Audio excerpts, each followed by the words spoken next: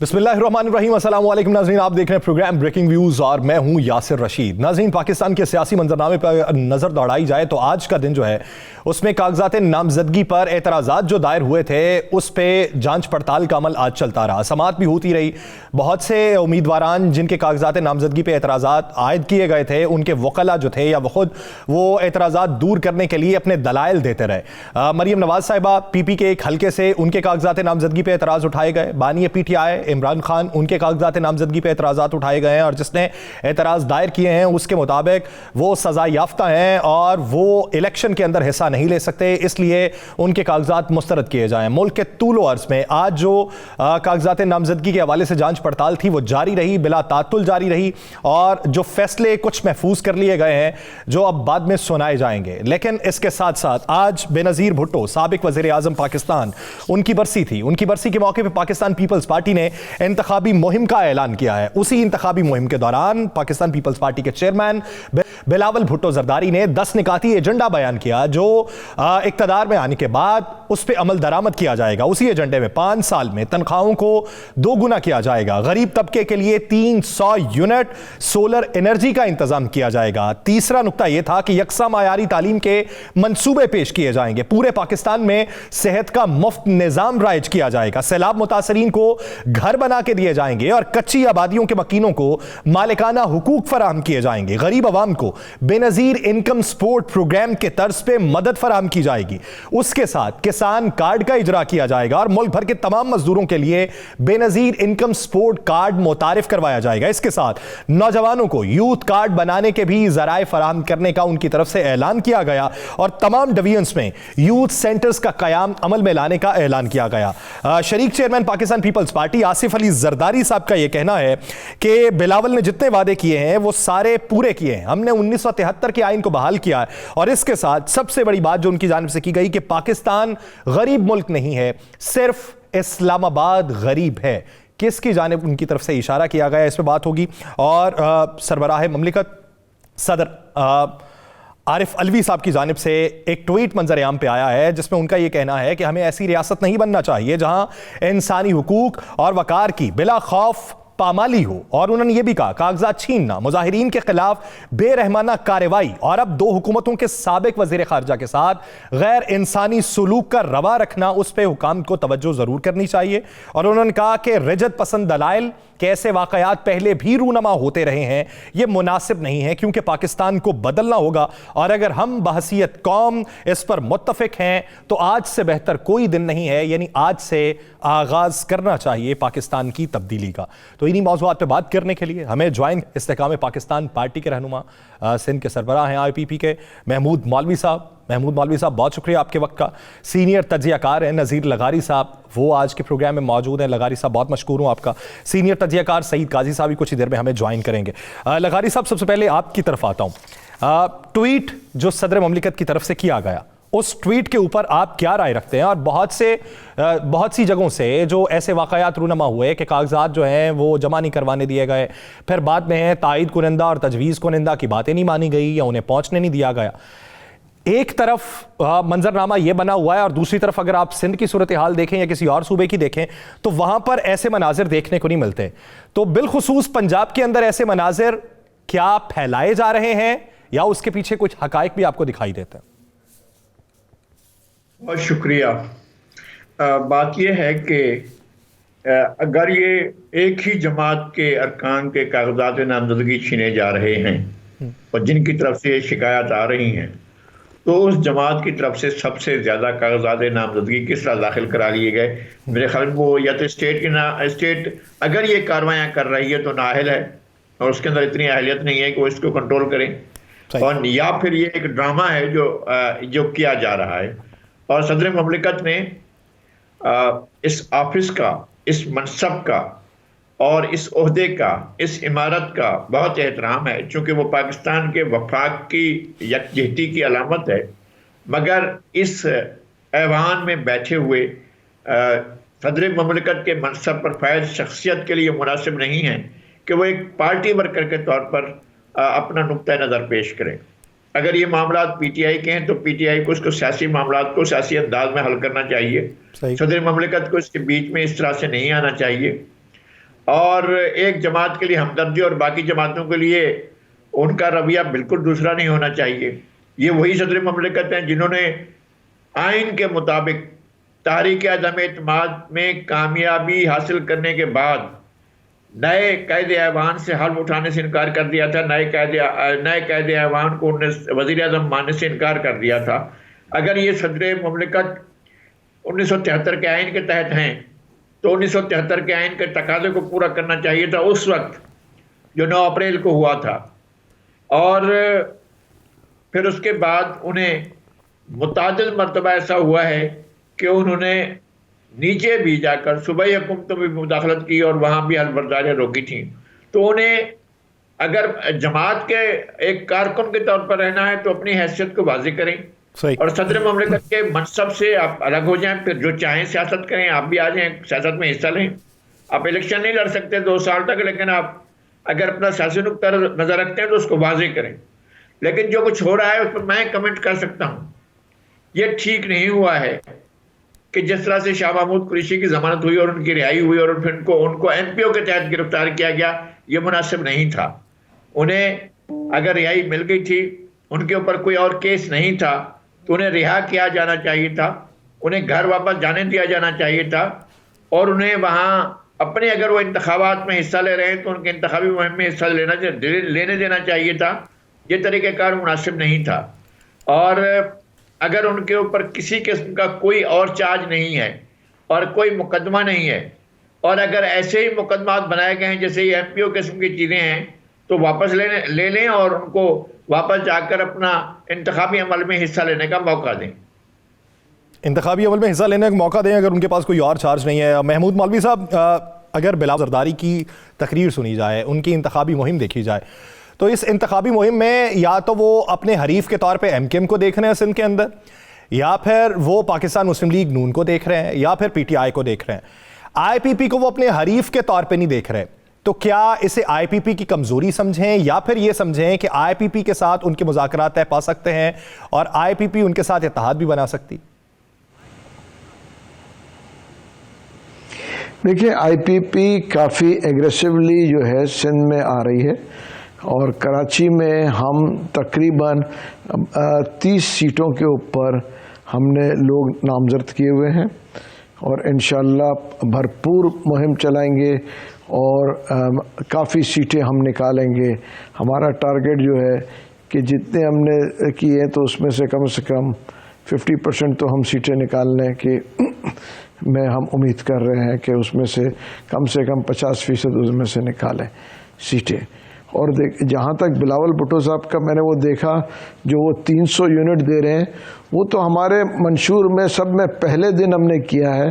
चले, ये बड़ी खुशी की बात है कि उसको इन्होंने भी एक्सेप्ट करके अपने मंशूर में डाला। हालांकि अगर आप पिछले 2 माह पहले हमारा मंशूर देख लें और हमारे स्टेटमेंट्स देख लें तो ये 300 यूनिट फ्री देने का जो है ये हमने इसको लॉन्च किया था। सर, अगर ये क्रेडिट लेना है तो फिर ये हो सकता है कि सबसे पहले ये क्रेडिट हमजा शहबाज ले लें, क्योंकि इब्तदा तो उनके बयान से हुई थी। देखिए, मुझे नहीं पता मगर 3 या 4 माह कबल जब IPP का जो पहला इजलास था उसके अंदर ये इब्तिदा हुई थी और हमने इसको किया। खैर, कोई भी इसकी माइलेज ले लें मगर आवाम के लिए ये बड़ी खुशाइन बात है कि जी जो गरीब लोगों के लिए 300 यूनिट तक बिजली फ्री होगी। ये मुझे सब में ज़्यादा खुशी इसलिए है कि देखें, जो भी पार्टी बरसर इक़्तिदार आएगी अब मेजॉरिटी से हम इसको एक्सेप्ट कर लेंगे। दूसरी चीज़ जो अभी आप बात कर रहे थे जी शाह महमूद साहब के साथ, बिल्कुल मैं ये कहूँगा कि देखिए केसेस अगर हैं तो उनको कोर्ट्स में चलाए जाना चाहिए। देखिए, आज इलेक्शन कमीशन क्या कह रहा था कि कोर्ट्स जो है मुझे फ्री एंड फेयर इलेक्शन करने नहीं दे रही है। आज उनका स्टेटमेंट देख लेना। तो देखिए, अब मुश्किल ये आ गया है कि कोर्टों की मुदाखलत भी काफ़ी ज़्यादा हो गई है। ठीक है ना। अब अगर कोर्टों की मुदाखलत ज़्यादा हो जाती है तो उसमें जो है इलेक्शन कमीशन का रिट ख़त्म होता जा रहा है कि जो भी वो कुछ कर रहे हैं अगर उसके खिलाफ नेगेटिव कोर्ट से हर चीज़ का आता रहेगा तो उनकी रिट नहीं रहेगी और उनकी साख ख़त्म हो जाएगी। तो ये मुझे ख़तरा ये है कि जब इलेक्शन के रिजल्ट्स आएंगे उसको भी लोग एक्सेप्ट नहीं करेंगे, कहेंगे जी हम तो एक्सेप्ट नहीं करते इसको। तो ये चीज़ें भी हमें ख्याल रखना चाहिए कि देखें इलेक्शन कमीशन के रेट को कायम रहना चाहिए और उनके फैसलों के ऊपर भी हर छोटे छोटे फैसले के ऊपर अगर कोर्ट इन्वॉल्व होगी ना तो फिर मेरे ख्याल से जो हम कहते हैं कि जी इलेक्शन कमीशन आज़ाद है और ये एक पावरफुल इदारा है, तो वो तो पावरफुल इदारा तो नहीं रहेगा फिर। आप कहते हैं कि इलेक्शन कमीशन वाले मामला इलेक्शन कमीशन में ही रहने चाहिए और उसको आज़ादाना अपना इख्तियार इस्तेमाल करना चाहिए। सईद काजी साहब बहुत शुक्रिया आपके वक्त का, आपने शो में ज्वाइन किया। एक तज्जियाती राय आपकी मुफस्सल तौर पे चाहिए मौजूदा सियासी मंजरनामे के ऊपर। आप क्या देखते हैं कि एक तरफ से नून लीग ये कहती थी कि पीटीआई के पास उम्मीदवार नहीं होंगे और सबसे ज़्यादा उम्मीदवार उन्होंने मैदान में उतारे। पीटीआई ये क्लेम करती रही कि कागजात नामजदगी हमारे जमा नहीं होने दिए जा रहे, सबसे ज़्यादा उम्मीदवार उनके मैदान में है।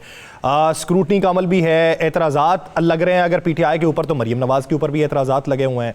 एएनपी कहती है अगर बल्ले का निशान उनका वापस लेंगे तो उसे बैलेंस करने के लिए हमारा निशान भी ये गायब करने के दर पे हैं।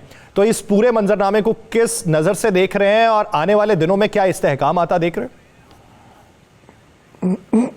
देखें, इस्तेहकाम तो डिपेंड करता है आपकी मैशत पर, और मैशत आपके सामने टैटर्स में है। ये आमतौर पर गलतुलाम नजरिया है कि जी पहले सियासी इस्तेहकाम होगा तो फिर मैशत ठीक होगी।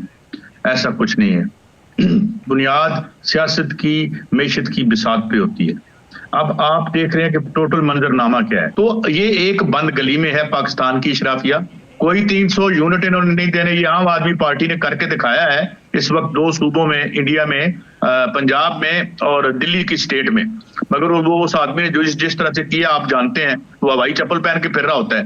ये 17 करोड़ की गाड़ी से बाहर निकलते हैं और आके विक्ट्री का साइन बना के और गरीबों से हमदर्दी करते हैं। मुझे ये बताएं, इन्होंने स्कूल प्राइवेटाइज कर दिए, 2.5 करोड़ बच्चा बाहर बैठा हुआ है। यहाँ पे 5 में से 3 माएँ एनेमिक हैं। यहाँ पे जो तकरीबन 52% बच्चियां हैं एडोलेसेंट स्टेज में, वो एनेमिक है। यहाँ पे 47% माएँ मदकूक और लागर बच्चे, जिन्हें वेस्टेड कहते हैं अंग्रेजी में, या जिनकी ग्रोथ स्टेंटेड है, वो पैदा होते हैं, जो माँ की कोख में ही जिंदगी की लड़ाई हार जाते हैं। तो ये कौन सी बातें कर रहे हैं, किस तरक्की की बातें कर रहे हैं, किस उम्मीद की बातें कर रहे हैं? ये सिर्फ अब देखना ये है कि कौन कौन सी मोटी बोटियां रह गई हैं इस वक्त अजीज के तन पर। एक स्टील मिल है जिसकी 2000 एकड़ जमीन पहले ही हजम की जा चुकी है, बताएं किधर गई है ये यहाँ जो हुक्मरान थे। और बाकी जमीन है और उसके बाद आपके 2-4 और मोटी मोटी पार्टी, उनको आप ये पहले इसको नुकसान में धकेलेंगे, फिर अपने फ्रंटमैन भेजेंगे और खाएंगे और रजदे ही नहीं। इनकी लालच के जो ब्लैक होल है वो भरते भरते ये रियासत जो है वो सड़क पर आ गई है। बैगिंग बाउल लेके एक अरबपति हुक्मरान जो है वो हमारे लिए टके टके मांगता है और हमारे नाम पे कर्जा लेते हैं, खा खुद जाते हैं और उसके बाद अदायगी हमसे करवाते हैं। सो ये मंजरनामा है मेरी नजर में, अफसोसनाक है, मगर हालात इस नहज पर आ गए हैं। अगर इन्होंने इसको ना बदला तो ये खुद भी जो है शायद ये तमाम लोग इस तरह से महफूज ना रहे। जी लगारी साहब, जिस तरीके से सईद काजी साहब ने एक मुफस्सल तज्जियाती राय अपनी रखी है, ये एक आम पाकिस्तानी अगर देखें, वो हमारे आबाओ अजदाद में से या उनके आबाओ अजदाद में से तकरीबन कोई 4 दहाइयों से यही मंजरनामा हम देखते आए हैं। आप समझते हैं कि तरक्की याफ्ता ममालिक में कैंपेन्स भी इसी तरीके से होती हैं, इसी तरीके से नैरेटिव बेचा जाता है, इसी तरीके से सियासत होती है?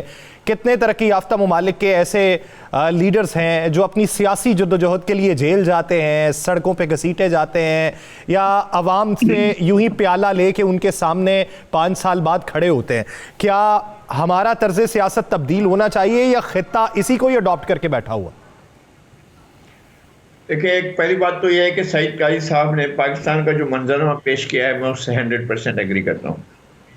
दूसरी बात यह है कि मगरबी जमहूरियत जहाँ को हम आइडियलाइज करते हैं, वहाँ जमहूरियत ऐसे नहीं आई है कि जैसे आसमान से नाजिल हुई है।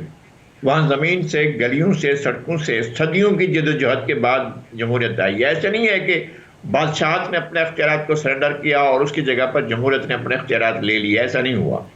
उसके लिए अवाम ने जद्दोजहद की, उसके लिए सियासी जद्दोजहद हुई, बाकायदा सियासी जद्दोजहद हुई है और लोगों ने जान तोड़ कोशिशें की हैं, लोगों ने स्ट्रगल की है। नजरियात वहां पर पनपे हैं, बड़े हैं और नजरियात ने ही कामयाबी हासिल की। नजरियात को नजरियात के जरिए या नजरियात को नजरियात की ताकत के जरिए जो है वहां पर नैरेटिव बनाए गए हैं।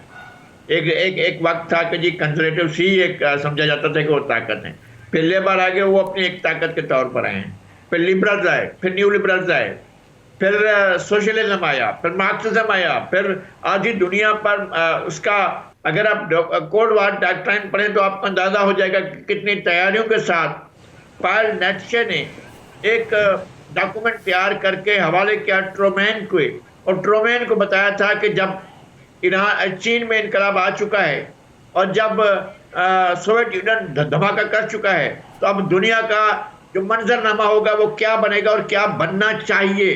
आखिरी गर्म महाज आपके ऊपर खोला गया, हमारे सरों पर खोला गया। वो आखिरी गर्म महाज उस वक्त पाल नेत्शे जो ट्रूमैन का मुशीर था, जो रोजवेल्ट का मुशीर था, जो कैनेडी का मुशीर था, जो जॉनसन का मुशीर था, जो निक्सन का मुशीर था, जो फोर्ड का मुशीर था, जो जिमी कार्टर का मुशीर था, जो रेगन का मुशीर था, जो बुश का मुशीर था, जो क्लिंटन का मुशीर था, इन तमाम प्रेसिडेंट्स का एक ही मुशीर था कोल्ड वार के ऊपर, जिसने ये कोल्ड वार लड़ी है। वो आखिरी वक्त तक, उसकी कामयाबी तक और उसके गर्म महाज के खुलने पर अफगानिस्तान में आग और खून का समंदर वहां बनाने के तक जो है वो उसको देखता रहा। ये उनकी पूरी की पूरी एक प्लानिंग के तहत दुनिया पर कामयाबियां हासिल करने की दास्तान थी और एक सब्स्टिट्यूट निज़ाम को ख़त्म करने की दास्तान थी कि उसको ख़त्म करने के लिए क्या, अगर इंटरनल उनकी कमज़ोरियां थी भी तब भी असल बात ये थी कि उसको बाहर बैरूनी महाज पर उसको हराने के लिए सारा कुछ किया गया। आखिर में तो धक्का मिला है कि उनके अपने घर में ही एक आ गया था बंदा जिसके बारे में मैं बहुत से यूरोपीय कम्युनिस्ट पार्टियों से पूछ चुका हूँ। वो ये कहते हैं कि जनाब आखिरी जो इनका सेक्रेटरी जनरल था वो CIA का एजेंट था गोरबाचोव, और गोरबाचोव की वजह से ये हुआ है। लेकिन हालात उनकी भी परवरिश कर रहे थे, हालात इनकी भी परवरिश कर रहे थे, हालात वो भी बना रहे थे, हालात ये भी बना रहे थे। हम हालात नहीं बनाते हैं, हम हालात में ढलते हैं। हमारे यहाँ कौन है? आपकी 60s की जद्दोजहद 70s में किसी हद तक के बढ़िया, फिर क्या हुआ? यानी वो एक आइडियोलॉजी है और वही आइडियोलॉजी अभी तक परवान चढ़ रही है। महमूद मौलवी साहब, आपकी जमात बनी, आपको PTI के सेकंड पार्टी भी कहा जाता है। एक तरफ PTI पे अगर ब्लेम किया जाता है तो आप उसी पार्टी से अलहदा होकर अपनी पार्टी बनाने वाले लोग हैं। बात होती है मंशूर की, बात होती है उस बयानिए की जो अवाम बाय कर सकें, और बात होती है गवर्नेंस की। लेकिन इस स्कूली तौर के ऊपर कैनवस पे जो रंग बिखेरे जाते हैं वो कोई शक्ल इख्तियार नहीं कर पाते। उसकी बुनियादी वजह क्या है और उसमें तब्दीली कैसे आएगी? देखिए, तब्दीली आने के लिए जैसे अभी मेरे भाई कह रहे थे टाइम ज़रूर लगेगा। उसकी वजह ये है कि डेमोक्रेसी को समझने के लिए बहुत टाइम चाहिए और आवाम को बड़ी चेंजेस करनी पड़ेगी। और सियासतदान के ऊपर तो सब ब्लेम करते हैं, मगर ये हमें पूरा कल्चर चेंज करना पड़ेगा। देखिए, पहली बात तो ये है कि मैं खुद एक पार्टी में हूँ, पॉलिटिकल पार्टी में हूँ। पहले तो मैं कहूँगा कि किसी भी पॉलिटिकल पार्टी में डेमोक्रेसी तो है ही नहीं, ठीक है ना। हमारे यहाँ जो है, हम जो है टेक्निकली जो पार्टीज है वो डिक्टेटरशिप कहें या लीडरशिप कहें, उसका दूसरा नाम दे, जो भी एक लीडर होता है उसी के सब फॉलोअर्स होते हैं, तो डेमोक्रेसी तो वहाँ पे नहीं है। जब हम फिर आप आ जाते हैं कि हम बात करते हैं कि जी डेमोक्रेसी डेमोक्रेसी। देखिए, एक चीज़ है ना कि हर इदारे का असाइनमेंट डिफाइन होना चाहिए कि किसका क्या असाइनमेंट है। दुनिया में हर इदारे के अलग अलग असाइनमेंट होते हैं। पॉलिटिकल पार्टीज का भी एक असाइनमेंट है और मैं कहूँगा आवाम का भी एक असाइनमेंट है। आवाम को भी देखें, आज हमारे वोटर टर्नआउट देखें ना, 40%, 38 से 40% टर्नआउट होता है। अगर आप जो है जिस ममालिक की बात कर रहे हैं वहाँ पे 90%, 85% जो है टर्नआउट है। दूसरी चीज़ जो आप ये देखें कि आम आदमी को रिलीफ जो है मैं कहूँगा सालों से 20 साल हो गए हम यही कहानी सुना रहे हैं आम आदमी को कि जी हम सड़कें बना देंगे, गटर बना देंगे और बिजली दे देंगे, गैस दे देंगे। इसके लिए तो मेरे ख्याल से पॉलिटिकल पार्टीज या MNAs और MPs को तो नहीं जाते। ये तो उनके जो है नॉर्मल हुकूक है। देखिए एक जो है आवाम को पीने का पानी मिलना, बिजली मिलना, गैस मिलना, ये सब नेसेसिटी ऑफ लाइफ है। हम अभी तक 20 साल तक इसी को नहीं दे सके। हम बात कर रहे हैं, जो पॉलिटिकल पार्टी होती है वो 20 साल से ये स्लोगन लगा रही है। हम बात करें पॉलिसीज की कि जी हमको देखना है कि हम एक्सपोर्ट्स को कैसे बढ़ाएंगे, हम इंपोर्ट्स को कैसे कम करेंगे, हम इंडस्ट्रियलाइजेशन पे जाएंगे या एग्रीकल्चर के ऊपर तवज्जो देंगे। हमने आवाम को जो दौड़ा रहे हैं कि जी हम महंगाई कम कर देंगे, हम जो है आप लोग को जो है स्कूलों को ऊपर देखे ना, बात हम कर रहे हैं स्कूलों को तो हमने तबाह कर दिया है, एजुकेशन का सिस्टम तबाह हो गया है। आप या तो अमीर लोगों के लिए स्कूल्स हैं जो कि A लेवल और दूसरे लेवल्स कर रहे हैं। देखिए एजुकेशन का मेयार होना चाहिए। आप कैसे compete करेगा एक उर्दू मीडियम बच्चा एक इंग्लिश मीडियम से और एक इंग्लिश मीडियम जो है एक O लेवल से? बहुत फर्क है। 3 किस्म के तो जो मैं कहूँगा हमारे पास एजुकेशन सिस्टम है। उसी हिसाब से आप कानून को देख लें, 2 किस्म के कानून है, एक ताकतवर के लिए बसद माजरत ये बसद एहतराम भी और कि ये जो बातें हैं ये सिर्फ इलेक्शन के करीब तर होती हैं। इलेक्शन के बाद ऐसी बातें जो हैं वो समातों की रसाई तक नहीं आती हैं। सईद काजी साहब, अगर देखा जाए यहाँ पे बात होती है कि एक इदारे ने फैसला किया, दूसरा उठा, वो अदालत के अंदर चला गया, अदालत में केस को फाइल कर दिया, पार्लियामेंट ने फैसला किया, दूसरे उठे, अदालत में चले गए। तो कहा जाता है कि इदारे मजबूत नहीं होते। अगर इदारे की पॉलिसी के अंदर कोई सुकम हो, कोई इबहाम हो, तो दूसरा फरियादी जो है क्या वहीं पे बैठा रहे या उसके लिए रास्ता आ जाके अदालत ही बचती? में जो सुप्रीम सबसे बड़ा इदारा है वो पार्लियामान है और उसके ऊपर आपकी कैबिनेट बैठी हुई है, एग्जीक्यूटिव ब्रांच आपकी बैठी हुई है। अब आप मुझे ये बताएं कि अगर ये काम अपना ठीक नहीं कर सकते, देखिए ना, अगर सियासतदान आके और हमें ये बताएं जी सियासतदान को ब्लेम किया जाता है, अरे भाई जराए पैदावार पे तुम काबिज, सियासी ताकत तुम्हारे पास, असेंबलियों में आप बैठे हैं, सेनेट में आप हैं, ब्यूरोक्रेसी आपके पास है, हम 80% टैक्स हमसे आप लेते हैं इनडायरेक्ट टैक्सेशन में, $23 बिलियन UNDP के मुताबिक हम जो है वो इस इशराफिया की जो इसकी जो है पक्ष हैं उसके लिए हम पे करते हैं और 600 मिलियन जो है वो मांगते फिरते हैं। तो भाई ये किसने करना है? अब बात ये है, मैं इसकी वजह बता देता हूं आपको। अब जिस आदमी ने पाकिस्तान की PIA भी चलानी है और अपनी ब्लू एयर भी चलाएगा तो फिर PIA नहीं चलेगी। जब आपने इस कारोबारी तबके को जो आपने इसको पॉलिटिकल पावर दे दी, वो अपनी दुकान चलाएगा। मुझे एक बताएं कि एक अरबपति हमारा जो लीडर है वजीर आज़म है, वो जाके कहते तुम तो बेकारी हो भाई।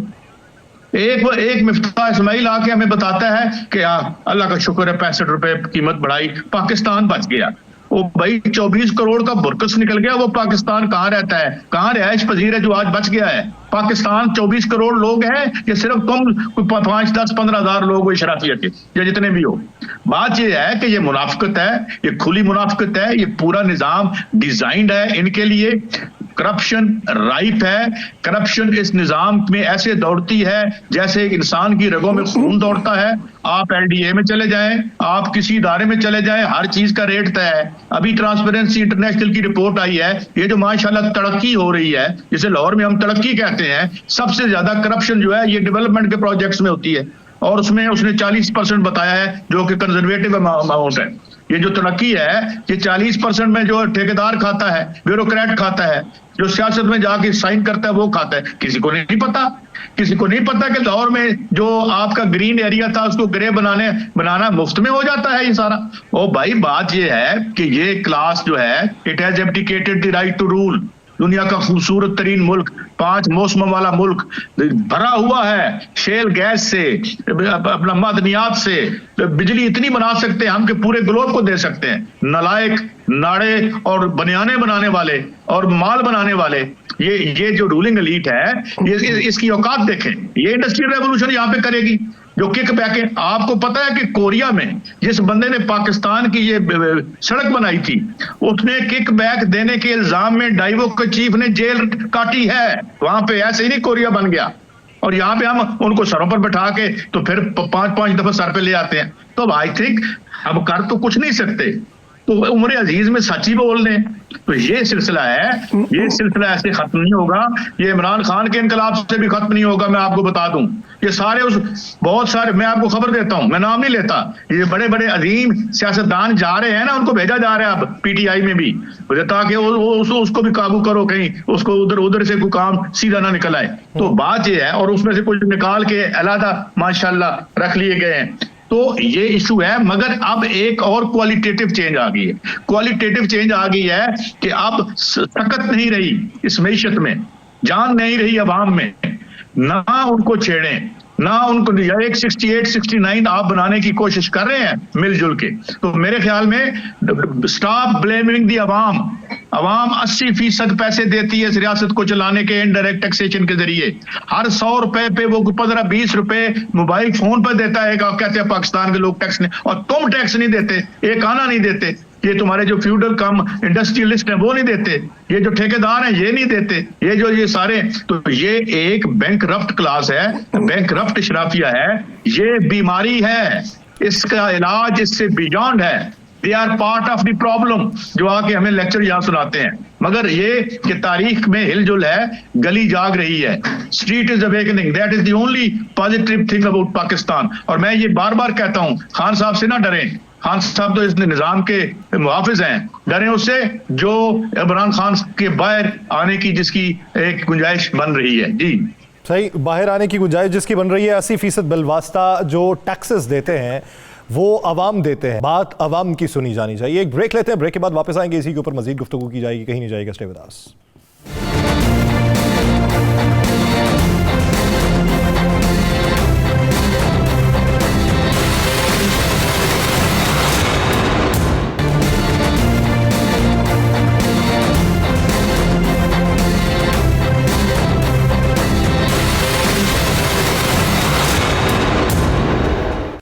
ब्रेक के बाद एक बार फिर से खुशामदीद। नज़ीर लगारी साहब, जिस तरीके से खबरें तो रोज़ाना की बुनियाद पे होती हैं, उन पे तबसरे भी होते हैं, लेकिन कभी कभार ख़बरों के अलावा अपना कथारसिस भी कर लेना चाहिए कि मौजूदा मंजरनामे में हम क्या महसूस करते हैं, या हमारे पास इसमें से महफूज रास्ता कौन सा हो सकता है। अगर देखा जाए माजी करीब के अंदर ये जो पीडीएम की हुकूमत बनी थी, पीडीएम की हुकूमत में अगर कोई देर पा फैसले ना हो सके तो जिससे भी जवाब तलबी करते थे तो आगे से यही सुनने को मिलता था कि एक मखलूत हुकूमत थी, हर एक को अपने साथ लेकर चलना पड़ता था, जिसकी वजह से देर पा फैसले ना हो सके। और अब की बार भी हुकूमत बनने के हवाले से यही बातें गर्दिश कर रही हैं, जिस तरह बकौल जरदारी साहब के कौमी हुकूमत बनेगी, और भी बहुत सी जमातें यही समझती हैं कि कौमी हुकूमत बनेगी। तो आप समझते हैं कि वो हुकूमत अगर बनने में कामयाब हो गई, कौमी हुकूमत जिसे कहा जाएगा, उसमें देर पा फैसले हो सकते हैं और किसी की तरजीहात उसमें शामिल नहीं होंगी?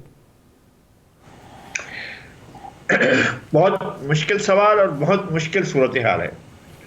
इस वक्त एक बड़ी कोशिश ये की गई कि पाकिस्तान की सियासी जमातों को उनके अपने मुख्तलिफ इलाकों में रख दिया जाए, उससे आगे न बढ़ने दिया जाए। ये अमलन कोशिश की गई, और मेरे ख्याल में जिन लोगों ने ये कोशिश की, जिन कुव्वतों ने ये कोशिश की, उनको कामयाबी हासिल हुई कि एक पार्टी के इलाके में, दूसरी पार्टी दूसरे इलाके में, तीसरी पार्टी किसी और इलाके में, कोई पार्टी किसी और इलाके में, वो पाकिस्तान के वसी उसमें अगर उनका वोट बैंक मौजूद भी है तो उस वोट बैंक को सुला दिया जाए, गैर यकीनी सूरत हाल का शिकार कर दिया जाए, उसे ना उठने दिया जाए। ये एक बाकायदा कोशिश की गई और इसमें इन कोशिश करने वालों को कामयाबी हासिल हुई है। उसके बाद हमें एक बात समझनी चाहिए कि आप अवाम को बहुत देर तक शराबों में और ख्वाबों में नहीं रख सकते। अवाम हमेशा सिर्फ अपने मसाइल की बुनियाद पर अपनी वफादारियां या अपनी तरजीहात तो किसी पार्टी के, किसी फर्द के, किसी शख्स के, किसी के हुस्न के ज़्यादा मुतासरीन नहीं होते हैं। वो इस बात के नहीं होते हैं कि जनाब क्या बंदा किस लहजे में बोलता है, वो ये इस बात के उनको वो नहीं होती है, ज़्यादा इत्मीनान नहीं होता है कि बंदा शक्ल से कितना सोना है या इसने कितने मैदान फतह किए हुए हैं, इस बात का उनको नहीं होती। मसला ये है कि उन्हें एक मसला दरपेश है, उन्हें ज़िंदा रहना है। सबसे बड़ा मसला ये है कि उन्हें ज़िंदा रहना है, उन्हें अपने बच्चों को ज़िंदा रखने की कोशिश करनी है। उन्होंने रात के लिए खाना तलाश करना है, उन्हें सुबह के लिए नाश्ता तलाश करना है, उन्हें ज़िंदगी गुजारनी है। ज़िंदगी गुजारने के लिए उनके बुनियादी इशूज वो हैं जिनके बारे में ख्वाब देखने वाले कम ही सोचते हैं। तो असल मसला यह है कि लोगों का मसला ज़िंदगी गुजारना है। इस रियासत में वो चीज़ें ख़त्म की जा रही हैं जिससे लोगों की ये उम्मीदें बाकी रखी जा सकें कि वो ज़िंदा रहने के लिए क्या करेंगे। मेरा ख्याल है कि लोग आखिरकार थक हार कर, एक एग्रेरियन सोसाइटी थी ये हमारी, और यहाँ लोग जो जितनी काश करते थे उतनी खा लेते थे और उन्हें परवाह नहीं होती थी कि बाहर की दुनिया में क्या हो रहा है। लेकिन अब वो एग्रेरियन सोसाइटी उस तरह से नहीं रही है। अब एक सोसाइटी में अर्बनाइजेशन हुई है और लोग बड़े अपने देहात को छोड़कर शहरों में आए हैं, आबाद भी हुए हैं और उनकी एक कुव्वत भी बनी है। उसकी कुव्वत को चैनलाइज करने से रोका गया, आमदन रोका गया, मजदूर तंजीमों को रोका गया, तलबा तहरीकों को रोका गया, हर चीज़ को रोका गया। लेकिन आप इस चीज़ों को बहुत ज़्यादा देर तक दबा कर नहीं रख सकेंगे। ये लोग अपने ख्वाहिशात के साथ, अपनी उमंगों के साथ, अपनी आरज़ुओं के साथ जागेंगे और फिर सामने आएंगे और अपने एहतियाजात के बुनियाद पर वह बाहर आकर आपसे मुतालबात करेंगे और ज़िंदगी के अपने लिए सहूलतें तलब करेंगे। वो एक मसावत की बात करेंगे, वो एक इम्तियाज के खात्मे की बात करेंगे, वो डिस्क्रिमिनेशन के खात्मे की बात करेंगे। और ये लिखा हुआ है दीवार पर कि लोग अपने लिए आएंगे और अपने लिए सियासत करेंगे और इस मुल्क की मिल्कियत खुद संभालेंगे। एक पाकिस्तान के अवाम की ये जो इतना बड़ा वसी मुल्क, वसाइल से माला माल मुल्क जो है, लोग खुद संभालने के लिए आवाज़ भी उठाएंगे, खुद भी उठेंगे। और ये जो काबिल शराफिया है, जैसे हमारे काजी सईद साहब फरमा रहे थे, ये जो काबिल शराफिया है, जो अपना जहाज भी चला रही है और सरकार का जहाज भी चला रही है, जो अपनी जो है स्टील मिलें भी चला रही है और सरकार की स्टील मिलें भी चला रही है, और वो जो अपने ट्रांसपोर्ट भी चला रही है, सरकार की ट्रांसपोर्ट है। एक ऐसा बंदा वजीर रेलवे बन जाते हैं जिसकी अपनी 1000 बसें चल रही हैं, तो रेलवे क्यों चलने देगा? अगर कोई ऐसा शख्स आ जाएगा जिसकी अपनी लोहे की स्टील मिलें चल रही होंगी, वो सरकारी स्टील मिल क्यों चलने देगा? जिसकी अपने ट्रांसपोर्ट चल रही होगी, वो दीगर ट्रांसपोर्ट क्यों चलने देगा? जिसका अपना हवाई जहाज चल रहा हो, दूसरे सरकार के हवाई जहाज क्यों चलने देगा? ये सब कुछ आखिर खत्म होगा। ये चीजें इस तरह नहीं रहेंगी। इस चीज को बहरहाल ठीक होना होगा और ठीक होना होगा, लेकिन उसके लिए अवाम को जो सियासी बलूगत देने की ज़रूरत हर वक्त पेश आ जाती है, वो क्या सियासी बलूगत मुल्क के सियासतदानों के अंदर होती है? महमूद मौलवी साहब, जिस तरीके से दोनों मेहमानों की गुफ्तगू आपने सुनी है, अब हल्के की सियासत करने कोई जाता है तो वो पूछता है कि 4 साल किधर थे। वो रहमान फारिस का शेर है कि गम से अब होगी बराहे रास्त मेरी गुफ्तगू, दोस्तों तीमारदारो गम गुसारो तखलिया, देखने वाला था मंजर जब कहा दरवेश ने, कज कुलाहो बादशाहो ताजदारो तखलिया। अब अगर अवाम में कोई उम्मीदवार जाए और आगे से ऐसा जवाब सुनने को मिले तो फिर किस पे तकिया करेंगे? देखिए, ये बिल्कुल आप सही कह रहे हैं और मेरे दोनों भाइयों ने काफ़ी अच्छी बेसिकली जो है अभी बातें कर रहे थे और बड़ी खुशाइन बातें कर रहे थे। मगर इसका हल क्या है? देखिए, मैं इनसे यही पूछ रहा हूँ कि इसका हल होना चाहिए, मगर एक रियलिटी को आप देखें ना। आप मुझे बताएं, अभी मेरे भाई, आप मुझे बताएं कि फॉर्मूला क्या होगा।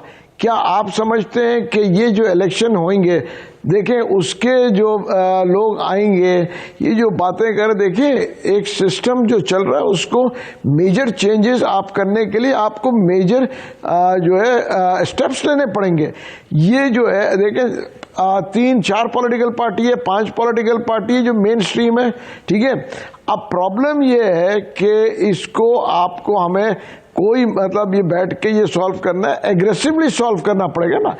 कि कैसे सॉल्व करेंगे आप मुझे बताएं। सही कह रहे हैं मेरे भाई, लोगों को इधर इस वक्त खाने के लाले पड़े हुए हैं, हालात जो है खराब है, तो इसको आप ठीक कैसे करेंगे?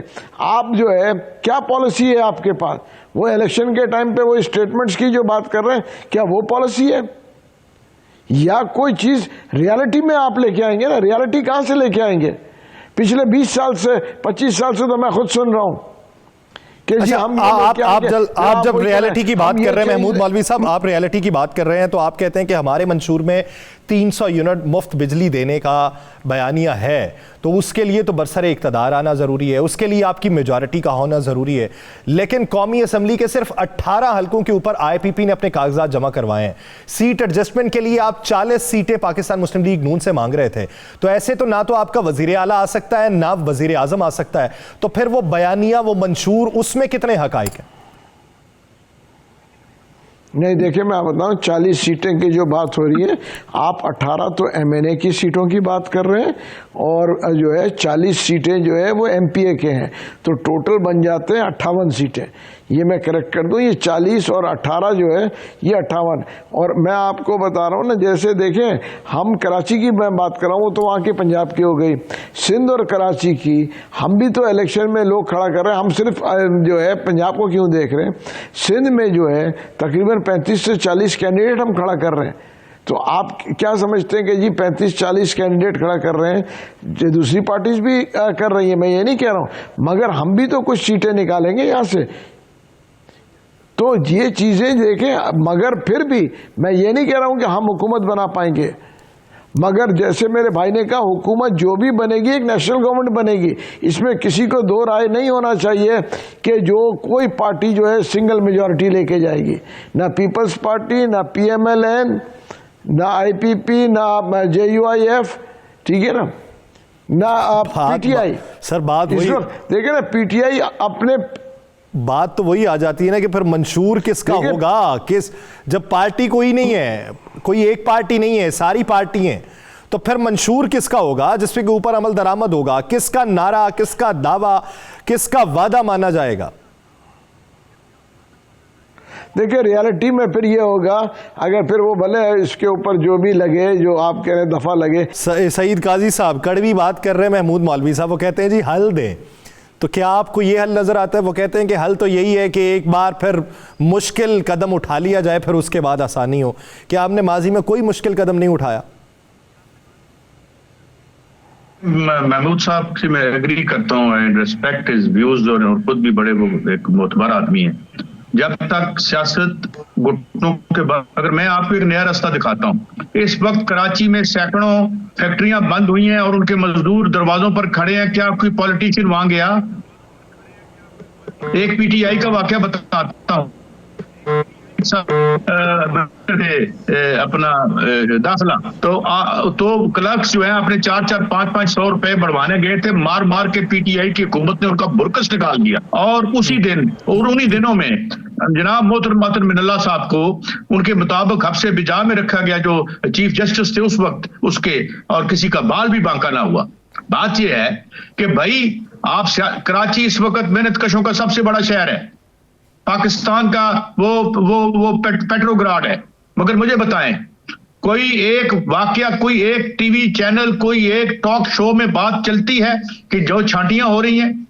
कल मैं एक पर्चा है मजदूरों का, लाल सलाम देख रहा था, उसकी मुझे फुटेज और उनका मैं आपको फुटेज भेज देता हूं।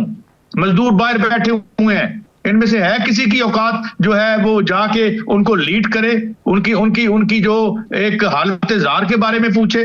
वहां क्या जो मिनिमम वेज आपने रखी हुई है, वो क्या मिनिमम वेज मिलती है? ये मुझे बताएं। और क्या आपने उसका 10 लाख का एक इमरान खान ने जो अच्छा काम किया था, वो कार्ड भी वापस ले लिया उनसे? मैं क्या बताऊं आपको, दिल कैसे दुखता है हमारा। मैं जा रहा था किसी VIP की ताजियत करने के लिए इस अस्पताल में, तो जब मैं गुजरा, जिनके पैसों से उस VIP का इलाज होता था, जो वो उनकी जो हालत थी अस्पताल में, वो क्या कर रहे थे और VIP वार्ड में क्या हो रहा था। तो यार बात सुनो, एहसास मर गया आपका, हमारा एहसास आपका मर गया। और ये जो इवन पीपल्स पार्टी से हमारा क्या गिला और दुख है, की पार्टी थी, इसने भी हाथ मिला लिया मुस्लिम लीग नून, और नवाज शरीफ साहब खींच के ले गए अपनी विकेट पर। और नवाज शरीफ साहब जिसको अपनी विकेट पर ले जाएं, उसको उठने नहीं देते फिर वो, क्योंकि सरमाए की विकेट पर उससे अच्छा कोई नहीं खेलता। मजदूर की विकेट खाली पड़ी है, तारीख में इंतजार हो रहा है उसका, कोई जाता है वहां पे? आप पूछ रहे हैं पाकिस्तान में 10,000 बंदा डेली पॉवर्टी लाइन से नीचे गिर रहा है। ये पुरानी फिगर दे रहा हूं, ताजा नहीं है। कोई है मंशूर, कोई इस पे बात कर रहा है? कोई आपकी NGO इस पे एनालिसिस और स्टडी करती है? आपके मुल्क में इस वक्त 6 करोड़ मजदूर हैं, अगर 4 फैमिली मेंबर हो उनके, तो ये 20 करोड़ 22 करोड़ बंदे बनते हैं। ये मैंने बात खान साहब को कही थी उनके सामने बैठ के, जब वो जेल में नहीं थे और इधर लाहौर में थे, कि हुजूर ये इस 20-22 करोड़ की सियासत कौन करेगा? छोड़ दें, आप भूल गए सारे। अब पैसा माल के, अब सियासत माल के पीछे भागती है और माल जो है वो सियासत के पीछे भागता है। कारोबार है, लिमिटेड कंपनियां हैं, पार्टियां नहीं है, यही दुख है। ट्रेड यूनियन भी मर गई हमारी, जो बिट्रेयल्स हुई और जो मार्शल लॉ आया ज़ियाउल हक का, उसके बाद वो भी खत्म होगी। तो बात यह है कि सियासत मौजूद है, जगह मौजूद है। मुझे एक पीपल्स पार्टी के रहनुमा ने मुझे कहा कि जनाब वो आप जिस जमाने की बात और सियासत की बात करते हैं वो खत्म हो गया। मैंने कहा हुजूर, जमाना तो हमारे सामने आंखों में आंखें डाल के खड़ा है, आप खत्म हो गए हैं, आप मर चुके हैं, आपके पल्ले कख नहीं रहा, आपके निजी असासे आपकी पांव की बेड़ियां बन चुके हैं। ये सिलसिला है, सियासत मौजूद है, करने की गुंजाइश मौजूद है, किसी की औकात नहीं, किसी की जुर्रत नहीं। ये कराची जो है, ये कराची सबसे मजलूम शहर है जो पूरे पाकिस्तान को फीड करता है। कभी किसी ने पूछा यहां मजदूरों का क्या हाल है? ये पश्तून मजदूरों का सबसे बड़ा शहर, ये मेरे जो उर्दू स्पीकिंग भाइयों मजदूरों का सबसे बड़ा शहर है।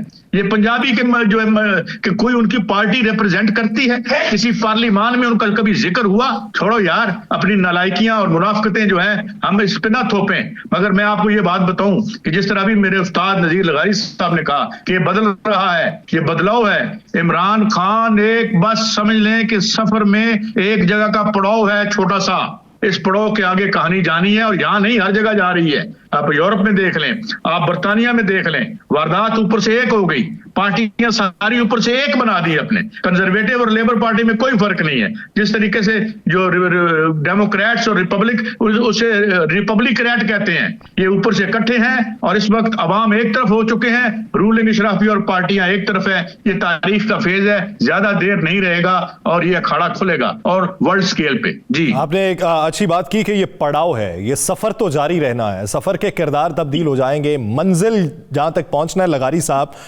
ये सियासत के मुर्दा घोड़े में जान कौन डालेगा?